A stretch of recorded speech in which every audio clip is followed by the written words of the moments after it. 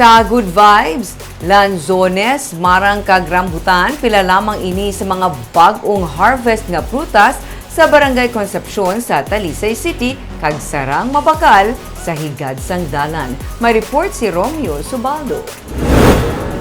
Nagsugod na ginuha ang mga lansones, marang, rambutan, pati na ang mangustin kag durian nga mga produkto sa Barangay Concepcion sa Talisay City. Ini ang mga talungtong o kunang una nga mga harvest. Duhalo sa kada bangga sa Concepcion, may makita ka na nga nagabaligya. Ang ini nga babayi, nagplastar sang baligyaan sa guwa sang ilang nga balay. Gikan kuno ang ini nga mga lansones kag mangustin sa likod sang ilang nga balay. Kalabanan kuno sa mga nagabinakal, mga turista nga nagapadulong sa kampestuhan nga naga-shortcut sa Concepcion. Konektado na abi ang dalan sa Barangay Concepcion sa Talisay sa Barangay Granada sa Bacolod. Isugod subong ka matamat na ginawa. Matamat tagi siya guwak yung di siling damo. Pag tagjuta-jutay lang.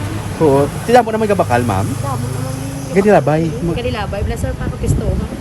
Si Lynn Toriano naman, nagapanag-iyak kay nagabantay sa sininga mini grocery store nga may prutosan. Ang iyang ginabaligya, mga lansones, marang kag durian, halinon mismo sa ila kaugalingon nga farm. Mga kaluluhan kag kalulahan niya pa ang nagpananom sinikag, padayon nga nagahatag sang income sa ila. Muning baligya, di siya nagalin pa nga farm. Rilas Concepcion, sa Amon, sir. Inyo personal nga farm. Yes, Amon. Mera ka makamoy Oo, inyo, meron ma'am. pa kami sa babaw, sir, sa katabi. Sa una, walang mga tigulangan, wala, sir. Ako Kaya mahilig din mga taga, ma'am. Yes. Mahilig na din mga katigulangan Oo, magtanong. mas din nila, sir, ang mga prutas. Prutas, kaya kalabanan. Oo, wala din, lakalan din, sir, ang mga utan, prutas, with ang Concepcion. Ano nga kay bisan diin sa Concepcion? May mga talamnan sa sininga mga prutas, ilabi na nga matugnaw ang klima dire. Prutas? Namin, di sir, sa klima. Cold weather. Yes, sir. Mas pabor sa prutas din magtanim. So in your family, mga nanay mo pa na or lola? Mga lula-lula.